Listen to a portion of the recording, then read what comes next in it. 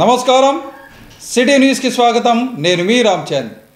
పరిసరాల పరిశుభ్రతతోనే ప్రతి ఒక్కరూ ఆరోగ్యంగా జీవించే అవకాశం ఉంటుందని జిల్లా జాయింట్ కలెక్టర్ డాక్టర్ నవ్య అన్నారు. ఈ మేరకు నగరపాలక సంస్థ ఆధ్వర్యంలో ఏర్పాటు చేసిన స్వచ్ఛత హీ సేవా ర్యాలీని ఆమె ప్రారంభించారు.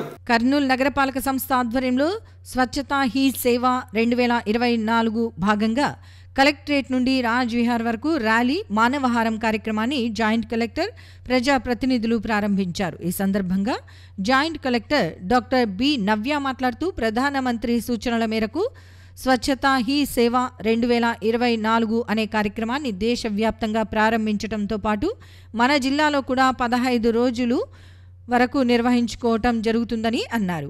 గాంధీజీ గారి 150వ జయంతి సందర్భంగా వారికి నివాళులు అర్పించి స్వచ్ఛత ప్రతిజ్ఞ తీసుకోవటం జరుగుతుందని అన్నారు. పరిశుభ్రతతోనే సంపూర్ణ ఆరోగ్యం ఉంటుంది అని అన్నారు.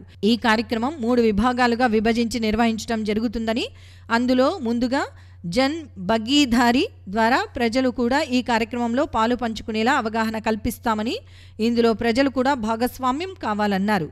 రెండవది శుభ్రత మీద డ్రైవ్ జరుగుతుందని, అందులో బహిరంగ ప్రదేశాలు, రోడ్స్, డ్రైన్స్, ప్రభుత్వ కార్యాలయాల శుభ్రం చేయటం జరుగుతుందని, ఇందులో కూడా ప్రజలు భాగస్వామ్యం కావాలని అన్నారు.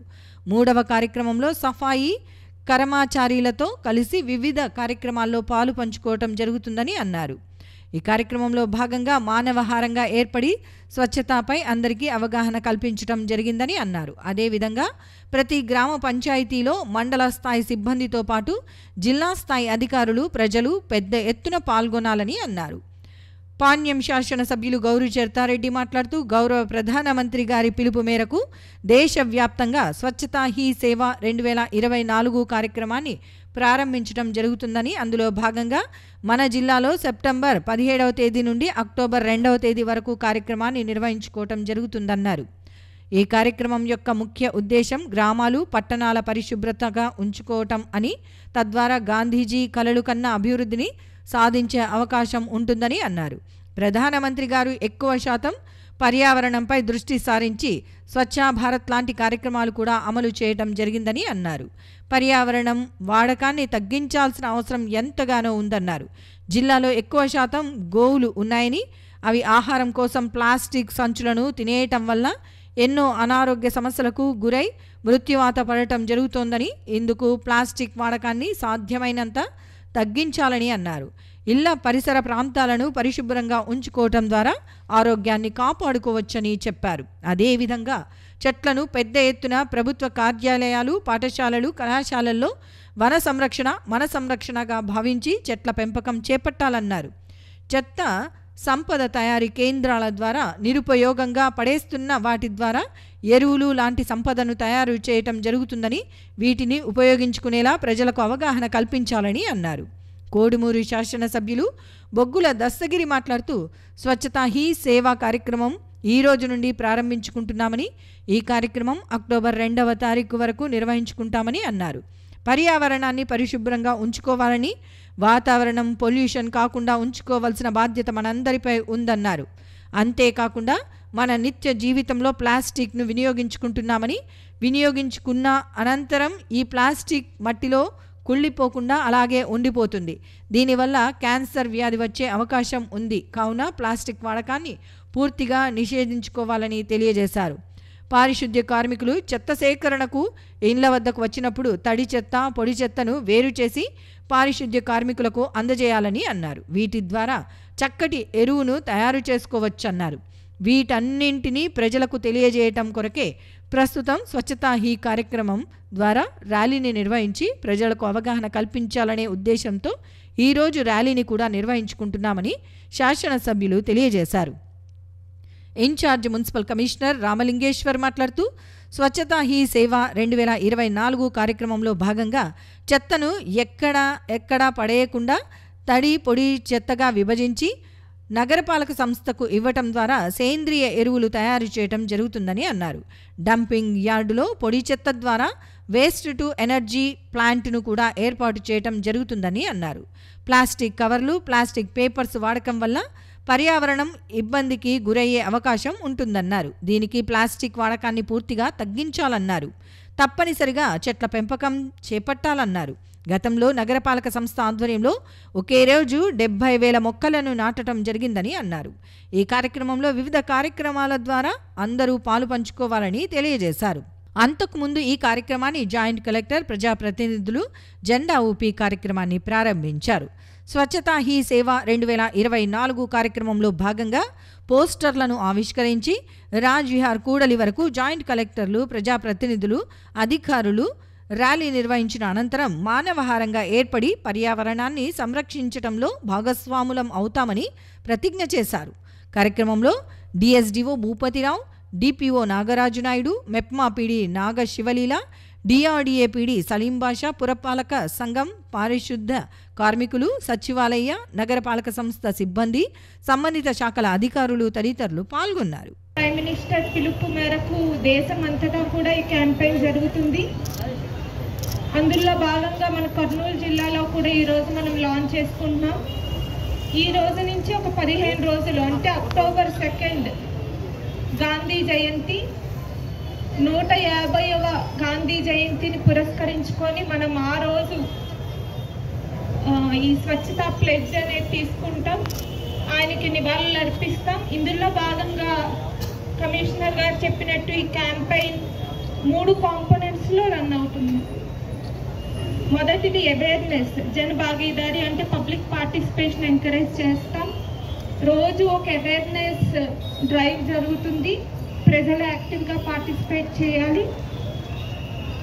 సెకండ్ కాంపోనెంట్ వచ్చి మనం క్లీన్లీనెస్ డ్రైవ్స్ అంటే రోజు ఏదో ఒక పబ్లిక్ స్పేస్ని క్లీన్ చేసుకుంటాం. రోడ్స్ ఒకరోజు, డ్రైన్స్ ఒకరోజు, పబ్లిక్ ఆఫీసెస్ ఒకరోజు. ఇందులో కూడా ప్రజలు యాక్టివ్గా పార్టిసిపేట్ చేయాలి. థర్డ్ కాంపోనెంట్ వచ్చి మన సఫాయి కర్మచారీస్, వారితో ఎంగేజ్ అయ్యి మనం శానిటేషన్ యాక్టివిటీస్లో పాలు పంచుకుంటాం. సో ఈ 3 కాంపోనెంట్స్లో కూడా ప్రజలు యాక్టివ్గా పార్టిసిపేట్ చేయాలని కోరుకుంటున్నాం.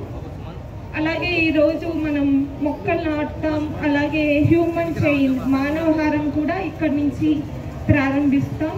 మనకి ప్రతి మండలంలో ఈ యాక్టివిటీ జరుగుతుంది. అలాగే ప్రతి గ్రామ పంచాయతీలో కూడా జరుగుతుంది. MPDOs and municipal commissioners ground లెవెల్లో దీన్ని కోఆర్డినేట్ చేస్తారు. ప్రతి జిల్లా అధికారి, ప్రతి డిపార్ట్మెంట్ కూడా యాక్టివ్గా ఇన్వాల్వ్ అవుతారు. సో ప్రెస్, మీడియా కూడా ఈ యాక్టివిటీస్ కవర్ చేయాలని కోరుకుంటున్నాను. వాటి చావు కారణం అవుతా ఉన్నాం కాబట్టి దాన్ని రద్దు చేయాల్సిందిగా ఈ రోజే నిర్ణయం తీసుకోవాల్సిందిగా కూడా నేను ఈ సందర్భంగా తెలియజేస్తా ఉన్నా. అట్లాగే పరిసరాలు కూడా పరిశుభ్రంగా చూసుకోవాలి. ముఖ్యంగా ఆరోగ్యమే మహాభాగ్యం. మనం ఎంత ధనవంతులున్నా ఎంతున్నా ఆరోగ్యాన్ని మాత్రం తిరిగి పాడైపోతే తెచ్చుకోలేము.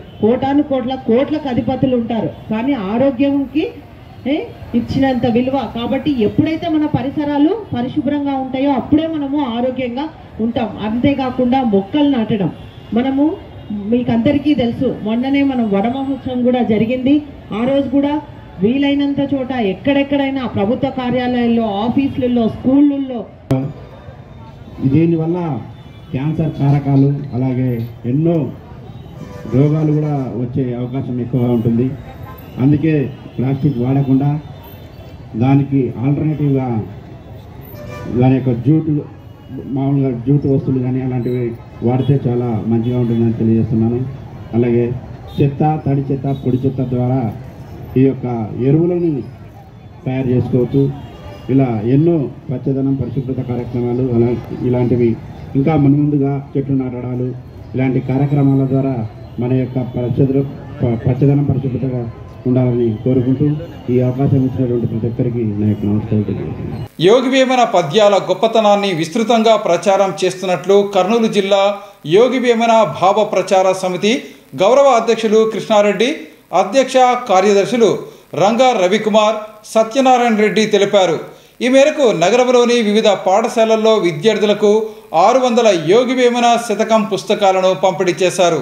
నగరంలోని పలు పాఠశాలల్లో జిల్లా యోగి వేమన భావ ప్రచార సమితి ఆధ్వర్యంలో 600 యోగి వేమన శతకం పుస్తకాలను పంపిణీ చేశారు. ఇందులో భాగంగా నగరంలోని గవర్నమెంట్ టౌన్ మోడల్ స్కూల్లోని 6వ తరగతి విద్యార్థులకు పుస్తకాలను పంపిణీ చేశారు. అలాగే జిల్లా కలెక్టర్ కార్యాలయం వెనక ఉన్న ప్రభుత్వ పాఠశాలలో ఉన్న 4 సెక్షన్ల 6వ తరగతి విద్యార్థులకు యోగి వేమన శతకం పుస్తకాలను పంపిణీ చేశారు. దీనితో పాటు ఎస్ఏపీ క్యాంపులో ఉన్న సిఆర్ఆర్ హై స్కూలులోని 4 సెక్షన్ల విద్యార్థులకు మొత్తం 600 యోగి వేమన శతకం పుస్తకాలను పంపిణీ చేశారు. ఈ కార్యక్రమంలో జిల్లా యోగి వేమన భావ ప్రచార సమితి గౌరవ అధ్యక్షులు retired principal M Krishnareddy, retired principal MD Varaprasad, Rayalaseema గ్రామీణ బ్యాంక్ రిటైర్డ్ మేనేజర్ నారాయణస్వామి, న్యాయవాదులు బి మహేశ్వరరెడ్డి, కాటం శ్రీనివాసరెడ్డి, ఏ వెంకటరెడ్డితో పాటు కర్నూలు జిల్లా యోగి వేమన భావ ప్రచార సమితి అధ్యక్ష కార్యదర్శులు ఎస్ రంగా, రవికుమార్, ఆర్ సత్యనారాయణ రెడ్డి తదితరులు పాల్గొన్నారు. ఈ సందర్భంగా వారు మాట్లాడుతూ యోగి వేమన జీవిత చరిత్రపై విద్యార్థులకు అవగాహన కల్పించడంతో పాటు యోగి వేమన పద్యాలను విస్తృతంగా ప్రచారం చేస్తున్నట్లు తెలియజేశారు. నగరంలోని పెద్ద మార్కెట్ వద్ద ఏర్పాటు చేసిన భారీ మట్టి వినాయక విగ్రహాన్ని 11 రోజుల పూజా కార్యక్రమాల అనంతరం ఈరోజు నిమజ్జనం చేశారు.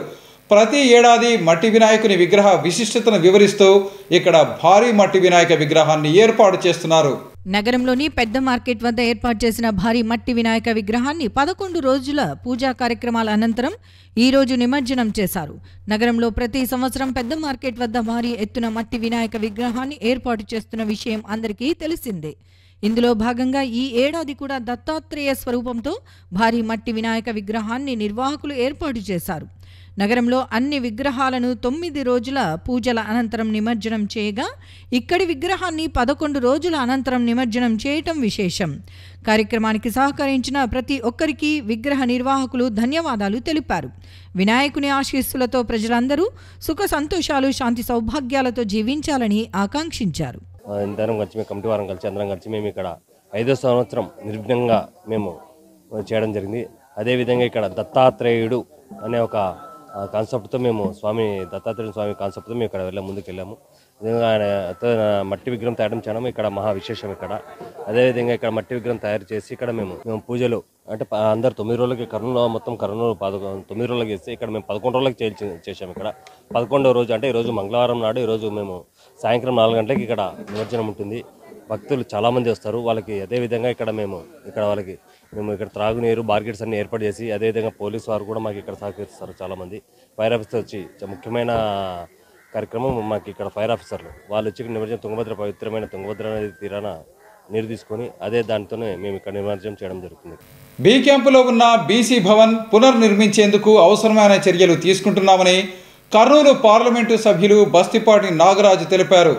ఈ మేరకు బీసీ భవన్లో జరిగిన విలేకరుల సమావేశంలో ఆయన మాట్లాడారు. నగరంలోని బి క్యాంప్లో ఉన్న బీసీ భవన్లో జరిగిన కార్యక్రమంలో కర్నూలు పార్లమెంట్ సభ్యులు బస్తిపాటి నాగరాజు, బీసీ సంక్షేమ సంఘం రాష్ట్ర నాయకులు నక్కలమిట్ట శ్రీనివాసులు, బీసీ సంఘం నాయకులు వై నాగేశ్వరరావు యాదవ్, మురళీ మనోహర్, రాంబాబు తదితరులు పాల్గొన్నారు. ఈ సందర్భంగా కర్నూలు పార్లమెంట్ సభ్యులు బస్తిపాటి నాగరాజు మాట్లాడుతూ నగరంలోని బీసీ భవన్ను పునర్నిర్మించేందుకు అవసరమైన అన్ని చర్యలు తీసుకుంటామని చెప్పారు.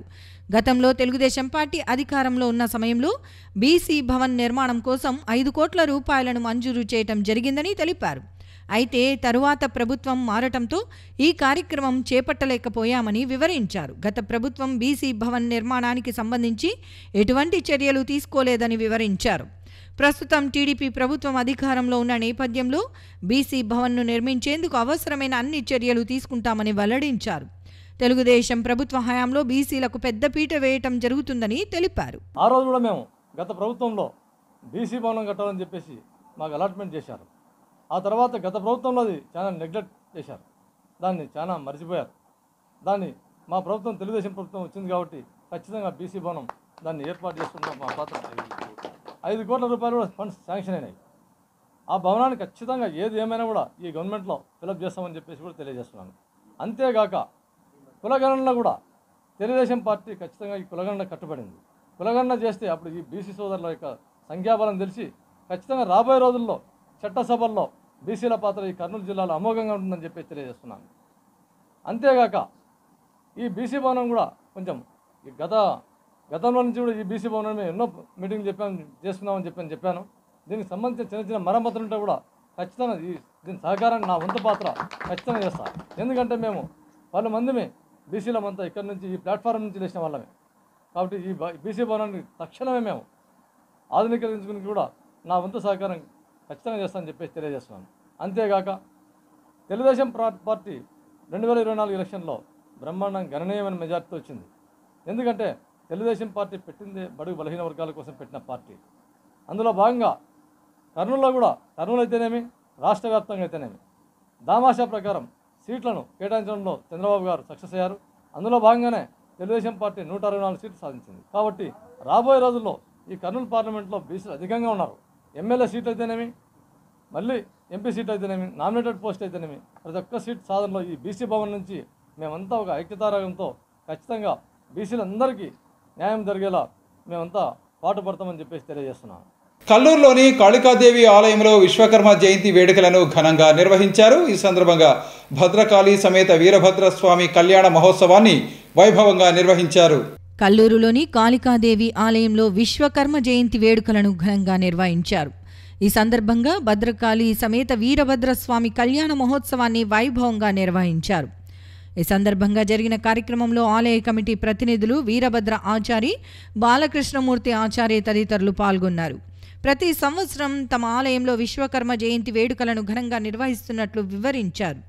కార్యక్రమంలో కల్లూరుతో పాటు ఇతర ప్రాంతాల నుంచి ప్రజలు అధిక సంఖ్యలో పాల్గొని విజయవంతం చేశారని వివరించారు. 2011వ సంవత్సరం నుంచి ఆలయంలో విశ్వకర్మ జయంతి వేడుకలను నిర్వహిస్తున్నామని వారు వివరించారు. కాళికాదేవి ఆశీస్సులతో ప్రజలందరూ సుఖ సంతోషాలు, శాంతి సౌభాగ్యాలతో జీవించాలని ఆకాంక్షించారు. ఈరోజు కల్లూరు గ్రామంలో విశ్వకర్మ జయంతి నిర్వహిస్తున్నారు. గత 10 సంవత్సరాల నుంచి విశ్వకర్మ జయంతి నిర్వహిస్తున్నారు. ఇక్కడ కల్లూరులో ఆచార్య నిర్వహిస్తున్నాడు. చాలా సంతోషం. ఈ గ్రామ ప్రజలు కూడా ఇందుకు సహకరిస్తున్నారు, చందాలు ఇస్తున్నారు, నందుకుల భక్తులు కూడా వస్తున్నారు, చేస్తున్నారు. చాలా సంతోషము. ఈ విధంగా ప్రతి సంవత్సరము ఇట్లా ఆచార్య నందుకుల విశ్వకర్మ జయంతి చేయాలని మేము గ్రామం తరపున అతన్ని కోరుకుంటున్నాము. ఇది విషయము చాలా మంచిది. ఈ కార్యక్రమం చేయడం గ్రామానికి ఎంత మేలు జరుగుతుంది, చాలా బాగుంటుంది. మేమంతా సంతోషిస్తున్నాము. ఇది ఉన్న విషయము తెలుపుతున్నాము. కల్లూరు గ్రామంలో కాళికాదేవి దేవాలయం నందు విశ్వకర్మ జయంతి సందర్భంగా ప్రతి ఒక్కరు కార్యక్రమంలో పాల్గొన్నందుకు సంతోషము. ఈ కార్యక్రమం 2011 స్టార్ట్ అయింది. ఇప్పుడు 14వ తేదీ జరుగుతుంది. ఆ కార్యక్రమంలో పాల్గొనే పెద్దలు, ఇష్ట బ్రాహ్మణులు అందరూ కాగలముడితో నెరవేర్చులని కోరుతున్నాము. భద్రకాళి సమేత వీరభద్ర స్వామి యొక్క కళ్యాణం ఈరోజు జరిగింది. ఇక్కడ నుండి పాతకల్లూరు ఊరువాకిల నుండి చౌడేశ్వర దేవాలయం వరకు ఊరేగింపు జరుగుతున్నది. ఇవి ఈనాటి సిటీ న్యూస్. తిరిగి రేపు ప్రసారమయ్యే సిటీ న్యూస్లో మళ్ళీ కలుసుకుందాం. అంతవరకు సెలవు. నమస్కారం.